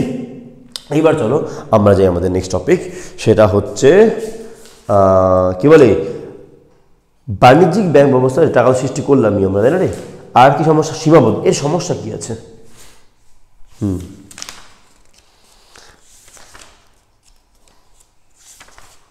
ব্যাংক ব্যবস্থার আমানতকারী সৃষ্টি সমস্যা। হ্যাঁ, এইটার একটা আমরা সমস্যা নিয়ে এখন আলোচনা করি। চলো দেখো, চলো এবার আমরা তাহলে শুরু করি আমাদের এখনকার টপিক, সেটা হচ্ছে সীমাবদ্ধতা। আমি তোমাকে একটু আগে বললাম ব্যাংক কিভাবে টাকা সৃষ্টি করে, ব্যাংক কিভাবে ডিপোজিট সৃষ্টি করে। তো এর কিছু কিছু সীমাবদ্ধতা বা অসুবিধা আছে, আগে সেটা নিয়ে আলোচনা করি। দেখো কী লেখা আছে। প্রথমে হচ্ছে ঋণ নেওয়ার ইচ্ছা। এবার আমি যখন তোমাকে আগে উদাহরণটা দিলাম, সেই উদাহরণে তোমাকে আমি কী বলেছিলাম যে ব্যাংক লোন দেয় 100 টাকা, মানে 1000 টাকা আসলো, 1000 থেকে 200 টাকা নিজের কাছে রাখলো, আবার 800 টাকা লোন দিয়ে দিল, আবার ওখান থেকে কিছু টাকা রাখলো, আবার কিছু টাকা লোন দিয়ে দিল। যদি এক্সাম্পল ধরে নিচ্ছি, যদি কেউ লোন নিতেই না চায়, তাহলে ব্যাংক লোন দিবে কাকে? ইজি। যদি আমার ঋণ নেওয়ার ইচ্ছাই নাই, নাও আমি লোন নিবই না, আমার দেশে যদি এমন হয়ে যায় যে কারো লোন লাগবে না, তো ব্যাংক তাহলে ওই টাকাটা অন্য কাউকে দিবে কীভাবে? যদি ব্যাংক ওই টাকাটা অন্য কাউকে দিতে না পারে, তো ডিপোজিট ক্রিয়েট হবে কীভাবে? প্রথম তো পয়েন্ট আছে ঋণ নেওয়ার ইচ্ছা। যদি আমাদের দেশের লোকের মধ্যে ঋণ নেওয়ার ইচ্ছা কমে যায়, অটোমেটিক ব্যাংক কিন্তু ডিপোজিট ক্রিয়েট করতে পারবে না। একটা প্রবলেম তো এখানে আসলো। এবার 2 নম্বর পয়েন্ট কী বলে? ঋণের শর্ত। ঋণের শর্ততে কী লেখা আছে যে ব্যাংকের ঋণ দেওয়ার ক্ষমতা ঋণের শর্তের উপর নির্ভর করে। যদি লেট সাপোজ এমন হয় যে সুদের হার অনেক বেশি হয়, রেট অফ ইন্টারেস্ট অনেক বেশি হাই হয়। এবার রেট অফ ইন্টারেস্ট অনেক বেশি হাই কেন হয় বা লো কী হয়, কেন হয়, এটা তো আরবিআই ডিসাইড করে নানান কারণে, সেটা আমি তোমাকে পরে চ্যাপ্টারগুলোতে বুঝাবো। বাট এখানে যদি আমাদের রেট অফ ইন্টারেস্ট, লোন নিলাম বা ঋণ নিলাম, ওর শর্ত যে আমার সুদের হার যদি অনেক বেশি হয়, ইন দ্যাট কেস কেউ লোন নিতে চাবে না। স্বাভাবিক কথা, সুদের হার যদি বেশি হয় কেউ লোন নিতে চাইবে না, অটোমেটিক যদি কেউ লোন নিল না, সেম আগে কনসেপ্টে চলে আসবে যে তার টাকা ক্রিয়েট হবে কীভাবে, ডিপোজিট ক্রিয়েট হবে কীভাবে। তো ঋণ নেওয়ার শর্ত। এরপরে কি পয়েন্ট দেওয়া আছে? অতিরিক্ত রিজার্ভ। অতিরিক্ত রিজার্ভ মানে কি? অতিরিক্ত রিজার্ভ মানে বলা হচ্ছে যে যদি লেট সাপোজ এমনটা হয়ে গেল, অতিরিক্ত রিজার্ভ মানে আরবিআই বলে দিল যে তুমি একটু আগে 20% রিজার্ভ রাখতা। আমি তোমাকে যে এক্সাম্পলটা দিয়েছিলাম, ওখানে 100,000 টাকা ছিল, 800 টাকা ব্যাংক লোন দিল, আর 200 টাকা ব্যাংক জমা রাখলো 20%। মনে কি পড়ে না? সরি, 20%। তোমাকে আমি এটাও বলেছিলাম যে এটা যত কম হবে মাল্টিপ্লাই অত বেশি হবে। বাট যদি এটা বেশি হয় তাহলে এটা এখন এখান থেকে 40% হয়ে যায়, তাহলে কীভাবে হবে? তাহলে ব্যাংক এখন 400 টাকা লাগবে, 600 টাকা লোন দিবে। তো যদি রিজার্ভের পরিমাণ বেড়ে যায় অটোমেটিক, তাহলে কিন্তু আমাদেরকে বলতে পারি আমরা এই জিনিসটা যে রিজার্ভের পরিমাণ বেড়ে গেলে ব্যাংক কিন্তু বেশি ডিপোজিট ক্রিয়েট করতে পারবে না। তো অতিরিক্ত রিজার্ভের পরিমাণটা বুঝতে পারলাম কি বললাম? অতিরিক্ত রিজার্ভের মধ্যে কী বলা হচ্ছে, যদি ব্যাংকে রিজার্ভের পরিমাণ বেড়ে যায়, ব্যাংকে রিজার্ভের পার্সেন্টেজ বেড়ে যায়, স্বাভাবিকতা ডিপোজিট ক্রিয়েশন কিন্তু অনেকটা কমে আসবে। ইজি আছে। নেক্সট পয়েন্ট কী বললো? নেক্সট পয়েন্ট বলে আমাদের নিরাপত্তার পরিমাণ না, ও সিকিউরিটি কত লাগবে। আগে আমাকে যদি 10 লাখ টাকা লোন নিতে লাগতো, তো আমাকে 20 লাখ টাকা বাড়ি জামিন দিতে লাগতো। এক্সাম্পলটা বোঝো যে আমাকে 10 লাখ টাকা লোন লাগবে, তার জন্য আমাকে 20 লাখ টাকার বাড়ি জামিন দিতে হবে। এখন ব্যাংক বললো যে না, 10 লাখ টাকা লাগবে, তোমাকে এখন 25 লাখ টাকার জামিন দিতে হবে। এক্সাম্পল বুঝো। তো এই ক্ষেত্রে জামিনের পরিমাণটা বাড়িয়ে দেওয়া হলো। আমি যা সিকিউরিটি মর্টগেজ দিব, বন্ধ করে রাখবো, তার যদি ভ্যালু বাড়িয়ে দেওয়া হয়, স্বাভাবিকতা অনেক গরিবের হাতে অত টাকা থাকবে না, তখন ও বন্ধ দিতে পারবে না, তো লোন নিতে পারবে না। যেই লোন নিল না, তাহলে ডিপোজিট ক্রিয়েট হলো না। তো এটাও একটা সমস্যা। নিরাপত্তার পরিমাণ কি বুঝতে পারলে কি পারলাম না? দেখো কি বলছেন, নিরাপত্তার পরিমাণ মানে যে আমি যে সিকিউরিটি দিতাম, আমি যে মর্টগেজ দিতাম, তার ভ্যালুটা বাড়িয়ে দিল ব্যাংক। এই ক্ষেত্রে বাকি যাদের কাছে ওটা ছিল, বাট যেহেতু বেড়ে গেছে তো এখন অতটা দিতে পারবে না। আগে আমি 10 গ্রাম সোনা দিয়ে লেটস সাপোজ 50,000 লোন পেয়ে যেতাম, বাট এখন 50,000 লোন নেওয়ার জন্য আমাকে 20 গ্রাম সোনা জমা দিতে হবে, অতটা তো আমার কাছে নাই, তো আমি লোন পাবো না, তো আবার সেমভাবে ডিপোজিট ক্রিয়েট কিন্তু হবে না। কি বুঝতে পারলাম? আর লাস্ট, জনগণের অর্থের চাহিদা, একটা বড় পয়েন্ট।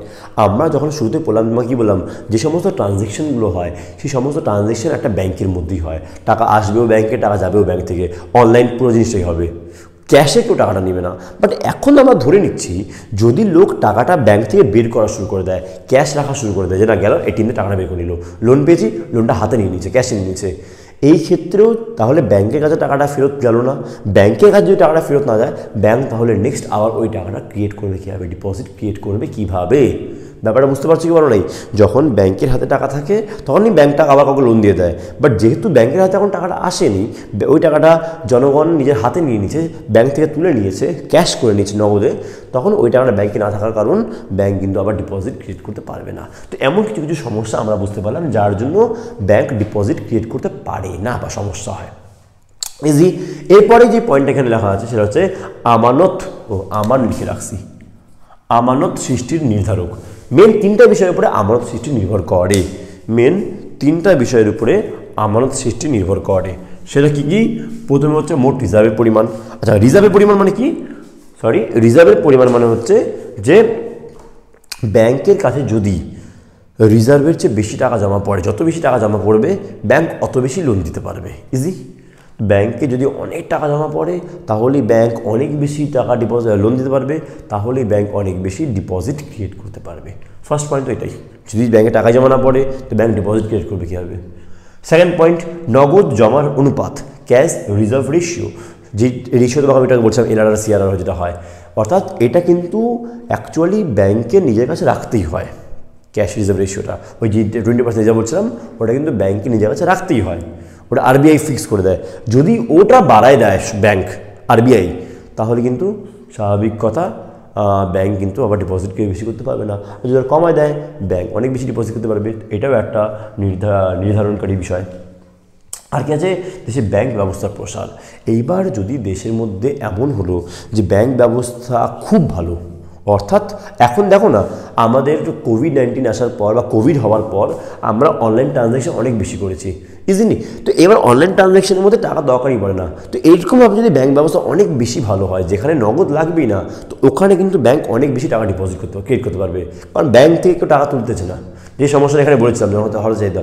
বাট যদি ব্যাংকের অবস্থা ভালো না হয়, সবাই টাকাটা ক্যাশ বের করে নেয়, তাহলে সেই ক্ষেত্রে কিন্তু ব্যাংক অনেক বেশি ডিপোজিট ক্রিয়েট করতে কিন্তু পারবে না। তো এটাও একটা নির্ধারণকারী বিষয়। তো এই 3টা বিষয় কিন্তু খুব বেশি আমাদের জন্য ইম্পর্টেন্ট হয়ে যাচ্ছে, নির্ধারণকারী বিষয়। কি বুঝতে পারলেন বলো না? এটা হলো আমাদের concept of deposit creation by the commercial bank. এইবার মানি মাল্টিপ্লায়ার কি জিনিস, আমাদের আজকের চ্যাপ্টারের লাস্ট টপিক, বাট অনেক বেশি গুরুত্বপূর্ণ টপিক। চলো ওটাকে শুরু করি। এবার চলো আজকে আমরা তা শুরু করি আমাদের আজকের ক্লাসের লাস্ট টপিক, সেটা হচ্ছে মানি মাল্টিপ্লায়ার, অর্থের গুণক। এবার অর্থের গুণক কী জিনিস দেখো কি লেখা আছে বলতে বলি। পরিশেষে অর্থের যোগানের পরিপ্রেক্ষিতে আমরা একটা নতুন ধারণা পেতে পারি, একে অর্থের গুণক বলা হয়। হ্যাঁ, এবার অর্থের গুণক জিনিসটা কি আমি তোমাকে বলি। আমাদের 1963 সালে দুজন নোবেল পুরস্কার বিজয়ী অর্থনীতিবিদ মিল্টন ফ্রিডম্যান এবং অ্যান্না শিয়ার্স, কি নাম বললাম তোমাকে, নামগুলো বলি, মিল্টন ফ্রিডম্যান, আর একটা নাম বললাম অ্যান্না সোয়ার্জ। এরা দুজন মিলে এই জিনিসটা মানে মাল্টিপ্লায়ার কনসেপ্টটাকে আনছিল। এবার মাল্টিপ্লায়ার কনসেপ্টটা কি, আমাদের দেশে কতটা টাকার যোগান থাকলে কতটা তার গুণক হতে পারে সেটা আমরা এখানে বুঝতে পারবো। এবার তার আগে আমি তোমাকে একটা ছোট্ট একটা কাহিনীটা বুঝাই দিই। দেখো মাল্টিপ্লায়ারের মধ্যে কী কী হয়, কীভাবে হয়।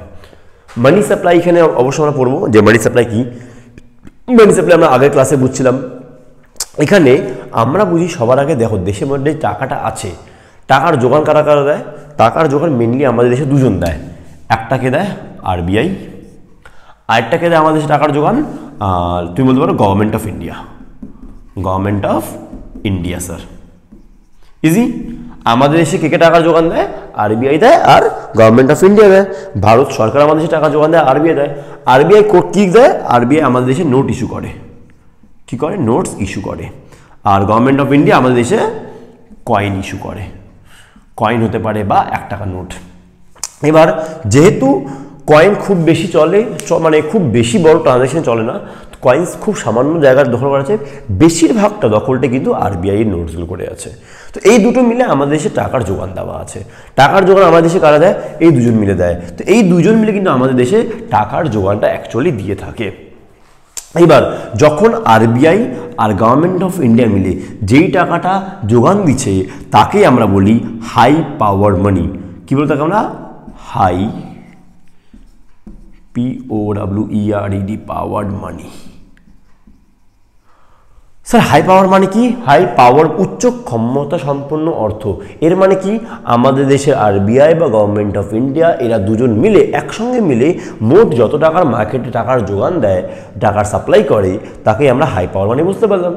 ধরে নিচ্ছি এখানে 1000 টাকা, আমি এখানে ধরে নিলাম যে 1000 টাকা যোগান এরা দুজন মিলে দিল।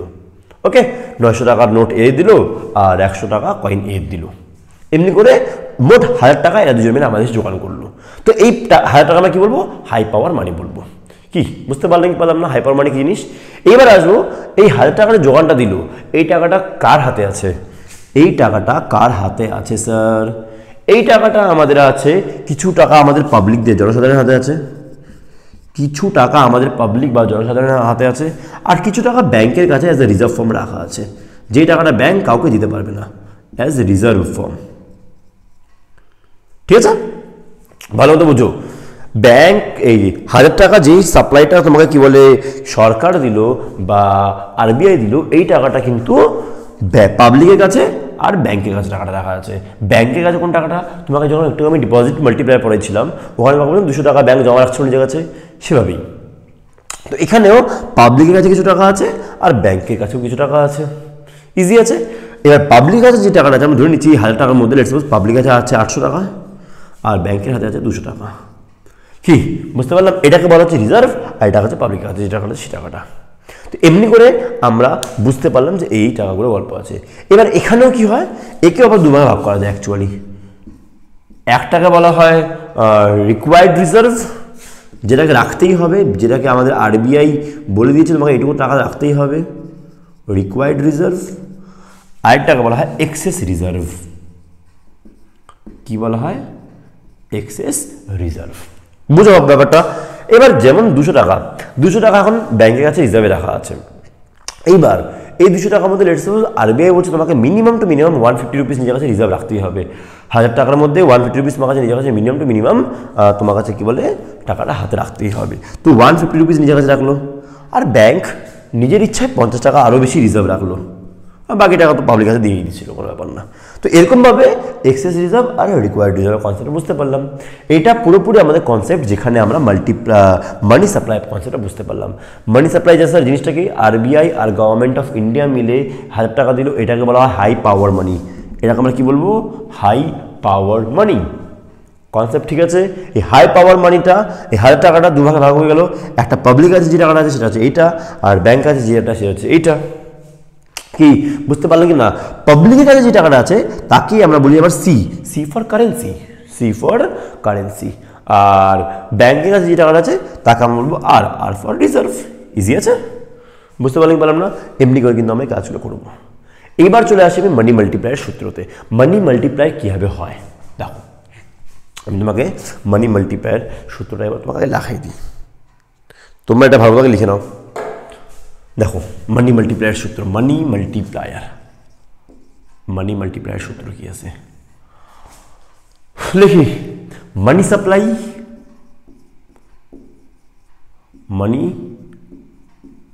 Supply by high power money by high powered money. আমি শর্টে যদি লিখতে চাই MM ইকুয়াল টু মানি সাপ্লাইকে আমি M দিয়ে ডিনোট করলাম, হাই পাওয়ার মানিকে আমি H দিয়ে ডিনোট করলাম। তো এটা আমাদের হয়ে গেল সূত্র, এইটা আমাদের হয়ে গেল কিন্তু সূত্র, MM ইকুয়াল টু M/H। আশা করি বুঝতে পারলাম। এবার স্যার এমটা কি, মানি সাপ্লাই জিনিসটা কি, হাই পাওয়ার মানি জিনিসটা কি। হাই পাওয়ার তোমাকে আমি বলে দিলাম এইটা, ঠিক, আরও ইজি করে বলে দিচ্ছি, দেখো তাহলে বুঝতে পারবা। তুমি আগে একটা কাজ করো, এইটুকু অবধি লিখে নাও, এই পার্টটাকে তুমি লিখে নাও ভালো মতো করে খাতা বোঝানোর জন্য, এটা জাস্ট বোঝার জন্য। ফর্মুলা আমি এখন এক জায়গায় লেখাচ্ছি তোমাকে, তারপরে অঙ্ক করাবো, বুঝতে পারবা। দেখো বুঝি, দেখো এবার তোমরা কিন্তু অবশ্যই বলবো খাতা বই নিয়ে বসো, খাতা বই যদি না নিয়ে বসো এইটা কিন্তু বুঝতে পারবে না। এই ক্লাসটা পার্টিকুলারলি এই টপিকটা তোমার কিন্তু আবার দিকে দেখতে হতে পারে, তো এই জন্য ভালো মতো করে বোঝো জিনিসটা কি হচ্ছে আর কীভাবে কাজ করছে, কেমন? দেখো চলিয়ে এবার চলি আমরা নেক্সট পয়েন্টে। এবার মানি সাপ্লাই, এম, এম মানে কি, এম মানে হচ্ছে মানি সাপ্লাই, পাশে লিখে দিচ্ছি, ঠিক আছে এখানে লিখে দিচ্ছে, এখানে এইচ। এবার এম মানে কি হচ্ছে, এম মানে আমরা বলি C plus D, C plus D. Sir এখানে সি কি আর ডি কি? স্যার এখানে সি হচ্ছে কারেন্সি, সি হচ্ছে আমাদের এখানে সি মানে হচ্ছে কি কারেন্সি, আর ডি মানে হচ্ছে আমাদের এখানে ডিপোজিট, ডি মানে হচ্ছে আমাদের ডিপোজিট, এটা মানি সাপ্লাই, ইজি আছে। আর এইচ, এইচ এর আমি কি ফর্মুলা বলছিলাম, এইচ এর ফর্মুলা বলছিলাম সি প্লাস আর, সি প্লাস আর। তোমাকে আমি এখন সূত্র লেখাচ্ছিলাম, লেখাচ্ছিলাম না, সি মানে পাবলিক হাতে যে টাকাটা আছে, আর আর মানে রিজার্ভে ব্যাংকের কাছে যে টাকা আছে, ওই দুটা মিলিয়ে হচ্ছিল, মনে পড়লো? এটা কিন্তু ওই টাকাটাই। দেখো আবার তুমি এখানে আঁকাটা আবার থেকে দেখাই দিই, পরে আবার কনফিউজ যাবো তুমি।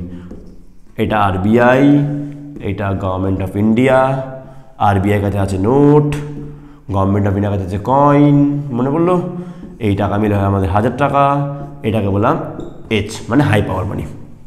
এইটাকে দুইভাগে ভাগ করলাম, এটাকে দুইভাবে, এটা পাবলিক কাছে যে টাকাটা আছে তাকে বললাম সি, আর যেটা ব্যাংক কাছে রিজার্ভ আকারে রাখা আছে সেটা বললাম আর। এই সি আর আর, এই যে সি আর আর, এটা হলো আমার high power money.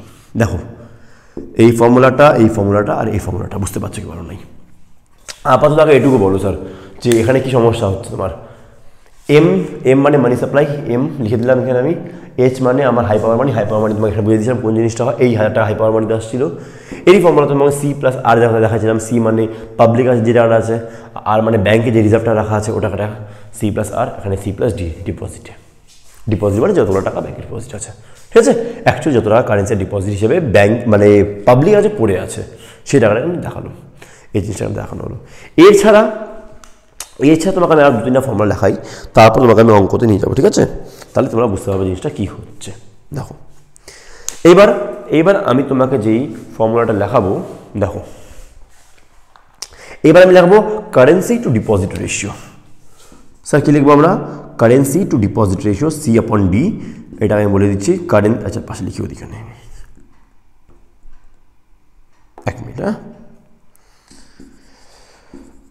Currency to deposit ratio,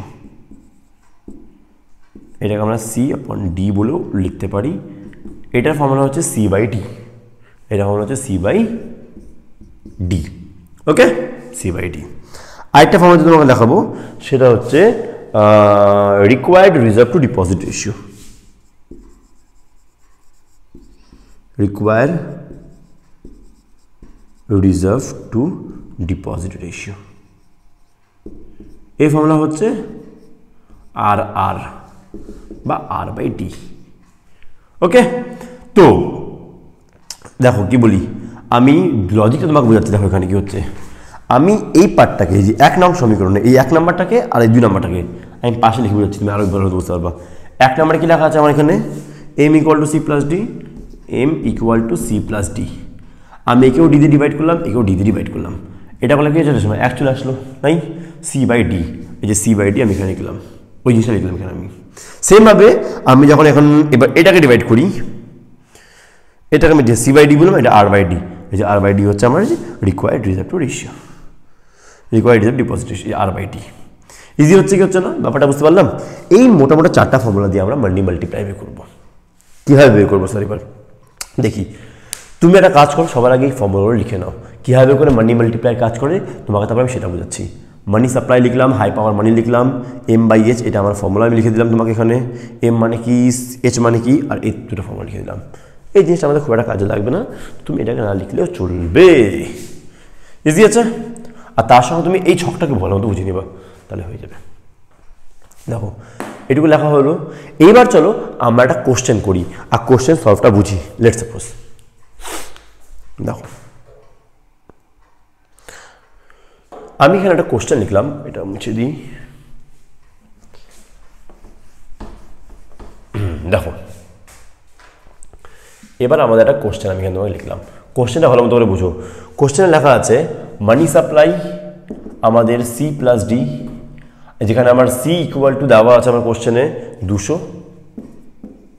R D equal to দেওয়া আছে আমার এখানে 800। কত দেওয়া আছে? ডি আমার 800। আর দেওয়া আছে আমার ছোটা দেখে দিচ্ছি আমি, তাহলে বুঝতে পারবো ভালো মতো করে। এখানে আমার আর দেওয়া আছে আমার 0.25। আচ্ছা তোমাকে এখানে একটা সূত্র বলি আমি, কেমন? এই যে সি আপন ডি বা সি বাই ডি থাকলে এবার লেট সাপোজ আমাকে এখানে ডি বের করতে হতে পারে। কি করতে পারে? ডি। থামো তোমাকে বুঝাই দিচ্ছি। দেখো ব্যাপারটা কি হচ্ছে, আমি এখানে ভালো বুঝেছি, ভালো মতো বুঝো। সি আপন ডি দেওয়া আছে, এবার আমাকে এখানে ডি বের করতে হবে বা আমাকে সি বের করতে হবে। তাহলে আমি কীভাবে বের করবো? আমাকে লেট সাপোজ এই সিটা আমাকে বের করতে হবে। তো C equal to C upon D into D. Easy আছে, কোন গুণ করলাম, এটা গুণ করলাম, এটা বেড়ে গেল। সেমভাবে যদি আমাকে আর বের করতে হয় তাহলে আর বের করার সূত্র কি? এটা গুণ করে দেবো। অর্থাৎ যদি আমাকে আর বের করতে হয় আর এর সূত্র কী হবে? আর ইন্টু ডি। দেখো বুঝতে পারলে কি মানে আমি কি বললাম? আমাকে যদি এটা বের করতে হয় এই দুটা কোনো গুণ করে দেবো তাহলে বেড়ে যাবে, আর যদি আর বের করতে হয় এটা গুণ করে দেবো তাহলে বেড়ে যাবে আমার এটা দুটা। তো এই দুটো ফর্মুলা আমি এখানে পেয়ে গেলাম, ঠিক আছে। এইবার আমরা চলে আসি আমাদের অঙ্কতে। আমাকে আর দিয়ে দিচ্ছে আর এখানে লিখে দিল ক্যালকুলেট হাই পাওয়ার মানি তার সঙ্গে আরও কি বললো? তার সঙ্গে আমাকে বললো ক্যালকুলেট মানি মাল্টিপ্লায়ার। তোমার লিখে নাও calculate money and money multiplier. দেখো ভালো মতো বুঝি আমি কি বললাম। আমাকে সি দিয়ে দিচ্ছে, আর দিয়ে দিচ্ছে, আমাকে বললো হাই পাওয়ার মানি বের করতে, আমাকে বললো এখন মানি মাল্টিপ্লায়ার বের করতে। এবার এক এক করে আমরা স্টেপগুলো আগাই। সবার আগে আমাকে কি বের করতে বললো? হাই পাওয়ার মানি। এবার হাই পাওয়ার মানি এইচ বের করার সূত্র কি? সি প্লাস আর। সি আমার কোশ্চেনে দেওয়া আছে, সি আমার কোশ্চেনে 200 দেওয়া আছে। আর কি আমার কোশ্চেনে দেওয়া আছে? আমাকে কি করে আমাকে বের করতে বলছে হাই পাওয়ার মানি। হাই পাওয়ার মানির সূত্র কি? সি প্লাস আর। ইজি। সি কি জিনিসটা? সি আমার কোশ্চেনে 200 দেওয়া আছে। আর কি দেওয়া আছে? না স্যার আর তো দেওয়া নেই, বাট আর কি আমরা বের করতে পারবো? দেখো আর বের করার সূত্র কি? আর ইন্টু ডি। ডি দেওয়া আছে আমার কোশ্চেনে, আর দেওয়া আছে আমার কোশ্চেনে, তাহলে কি আমি এই একটা বের করতে পারবো? দেখো আর ইন্টু ডি। আর কি বেরোবে? আর দেওয়া আছে আমার 0.25 গুণ ডি। তাহলে 0.25 ইন্টু ডি বলতে 800। এটা হলে কত হবে? 800 ইন্টু এটা হলে কত হবে? একটু করে দেখো, মাল্টিপ্লাই করে দেখো। 800 ইন্টু 0.25 এটা করলে কত হবে? আর ইকুয়ালটা আমার বেরোলো 200। বুঝতে পারলাম? আমার আর কত বেড়ে গেলো? 200। এখানে আমি আর লিখে দিলাম 200। তাহলে আমার এইচ কত বেড়ে গেল? এইচ বেড়ে গেল আমার 400। ইজি আছে। আমার হাই পাওয়ার মানি 400 বেড়ে গেল। কোনো বুঝতে পারলাম? এবার আমার কি লাগবে? মানি মাল্টিপ্লায়ার লাগবে। মানি মাল্টিপ্লায়ার সূত্র কি? Money supply by high power money. আমি হাই পাওয়ার মানি পেয়ে গেছি। মানি সাপ্লাই সূত্র কি? সি প্লাস ডি মানে কি? 800 প্লাস 200 1000। এবার আমাকে মানি মাল্টিপ্লায়ার বের করতে হবে। এর সূত্র কি ছিল? Money supply by high power money. Money supply মানে কি ছিল? সি প্লাস ডি, আর হাই পাওয়ার মানি 400 বেরোয় গেছে। তো সি প্লাস ডি মানে কি? 200 প্লাস 800 কত? 1000। 200 প্লাস 800 বাই 400, তো 1000 বাই 400, দ্যাট ইজ 25% অ্যাকচুয়ালি মনে হয় এটাই হবে অ্যান্সার। 2.5, sorry, that is 2.5। তা আমাদের মানি মাল্টিপ্লায়ার কত বেরোলো? 2.5 বেরোলো। দেখো ভালো মতো বুঝতে পারছি কি পারি না কি বললাম? এভাবে করে কিন্তু আমরা গোটা অঙ্কটা সলভ করবো। ভালো মতো অঙ্কটা বোঝো। আমার কোশ্চেন কী ছিল, কীভাবে অঙ্কটা করলাম আমি। আমার কোশ্চেনে সি আর ডি দেওয়া ছিল, আর দেওয়া ছিল। আমাকে বের করতে বলছে হাই পাওয়ার মানি আর মানি মাল্টিপ্লায়ার। তাকে হাই পাওয়ার মানি কীভাবে বের করলাম, সূত্র কি হলো সি প্লাস আর। আর আমার কি দেওয়া ছিল না, আর আমার দেওয়ার ছিল না, বাট আর বেকার সূত্র আমি লেখাইছি, ওই দেখো আর বেকার সূত্র আমি লেখাইছি, ওখান দিয়ে আমার আর বেড়ে গেল, আর বেরোলো, লিখে দিলাম, এইচ বেরোয় গেল। এবার এম বাই এইচ এর ফর্মুলাতে আমি দেখো মানি মাল্টিপ্লায়ার বের করতে পারলাম। এমনি করে আমরা মানি মাল্টিপ্লায়ার কনসেপ্টটা কাজ করতে পারি। ইজি আছে, বাট বুঝতে হবে একটু কাজটা কেমনভাবে হয় না হয়, ঠিক আছে। এবার এখান দিয়ে আমি তোমাকে আর কিছু কিছু প্র্যাকটিক্যালস করবা, পরে আমি আরও তোমাকে কিছু প্র্যাকটিক্যালস দেখাবো। তো অ্যাজ অফ নাও ক্লাসটা আজকে অনেক বেশি লম্বা টাইম হয়ে গেল, তোমরা এতক্ষণ দেখলা, তোমরা আশা করি তোমাদের ক্লাসটা ভালো লাগছে, বুঝতে পারছো জিনিসটা কী হচ্ছে না হচ্ছে। না বুঝতে পারলে আরেকবার রিপিট করো, তাও না বুঝতে পারলে আমাকে টেলিগ্রামে বলো, আমি তোমাকে বুঝিয়ে দিব। কেমন? আজকের জন্য আমরা আমাদের ক্লাস এখানে রাখলাম। ভালো থাকো, সুস্থ থাকো, আর বন্ধুর সঙ্গে শেয়ার করো, কি তাই না? Take care, bye by.